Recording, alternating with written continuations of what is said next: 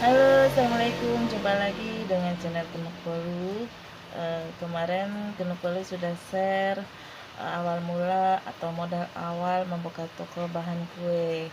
Kali ini setelah beberapa hari, setelah seminggu 2 minggu, pasti akan menemukan kendala ya, entah dari barang yang kosong atau sepi sepi pembeli karena kan ini masih baru gitu ya. Jadi misalkan kalau dari barang kosong, misalkan gini nih, kalau plastik itu kan banyak macamnya, ukurannya banyak, misalkan dari 10 ukuran kita sudah menyediakan 1 sampai 5, tapi ada saja yang menanyakan ukuran 5, 6, 7, 8, 9, 10. Nah, itu kadang-kadang kita sudah berusaha belanja lagi besoknya 5, 6, 7 udah kita penuhi, tapi yang menanyakan belum kembali lagi dan belum ada yang menanyakan lagi. Terus dari tin wall tuh seperti ini ya, seperti ini, mangkok-mangkok. Nah, ini ukurannya banyak, dari ukuran 200 sampai 1000 gitu lebih ya. Nah, itu kan harus harus lengkap, kalau bisa sedikit-sedikit tapi lengkap. Tapi kalau kita belanja sedikit, otomatis untungnya nggak seperti belanja satu dus. Jadi itu butuh modal yang besar.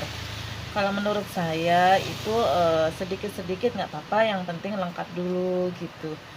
Kan kadang ada yang kalau modal besar sih harus yang satu dus belanja satu ukuran satu dus. Nah, itu untungnya lebih lebih besar ya daripada belanja per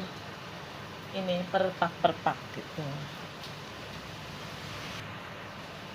Kemudian bagaimana menyikapi jika hari ini misalkan sepi pelanggan, itu bisa dilihat dari tanggal-tanggalnya, misalnya tanggal tua atau hari kerja gitu. Biasanya ramenya di hari Sabtu Minggu atau di tanggal muda gitu ya. Kalau sepi pelanggan itu kita harus menyiapkan mental, tetap bersabar dan berusaha tetap semangat, karena di mana-mana orang jualan, apalagi yang saat ini ya, saya lihat di sosmed itu banyak yang mengeluhkan jual makanan ataupun sembako, dan juga jualan lainnya. Ada yang bilang, saya dari tahun 2011 udah usaha sembako dan sekarang sepi banget, dan paling bulan-bulan ini paling sepi gitu. Jadi jualan juga harus siapkan mental yang kuat gitu. Kalau nggak kuat ya pasti akan bersedih atau malah tidak maju gitu. Untuk harga kita berusaha menyesuaikan dengan grosir-grosir ya. Misalkan di grosir 10.000, kita bisa 10.500, atau bisa kalau memang memungkinkan kita bisa jual sama dengan mereka gitu. Jadi kita tidak terlalu mahal atau dianggap toko ini mahal gitu. Kalau bisa lebih murah kalau mau ya, tapi kita usahakan harganya sama atau beda 500 perak. Terkadang juga orang sudah menganggap mahal gitu ya, tapi grosir sama eceran biasanya beda gitu. Kita usahakanlah kita sama dengan harga toko grosir di tempat sekitar kita. Suka dukanya dalam usaha itu memang semua orang mengalami ya gitu. Tadi saya juga sharing dengan owner dari toko grosir yang sudah besar, yang cabangnya di mana-mana, maksudnya banyak gitu ya. Ada yang di Bogor beberapa, ada yang di Pamulang gitu kan. Nah, itu juga memberi semangat sama saya, katanya saya cukup berani gitu. Sebenarnya mental saya juga kadang naik turun ya gitu, tapi tetap semangatlah kita jalani. Kalau mundur janganlah, kalau insya Allah kita tetap maju. apapun keadaannya gitu.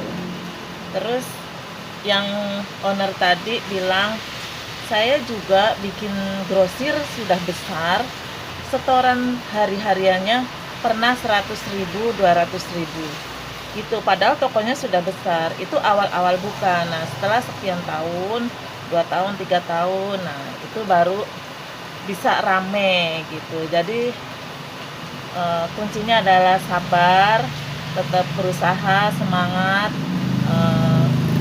untuk harga sesuaikan dengan pasaran. Itu saja ya dari Genuk Bolu. Cukup sampai di sini video Genuk Bolu. Semoga memberi semangat pada pedagang yang memang sedang mengalami kendala ya. Kita tetap semangat, berusaha, dan jangan lupa terus berdoa. Wassalamualaikum warahmatullahi wabarakatuh.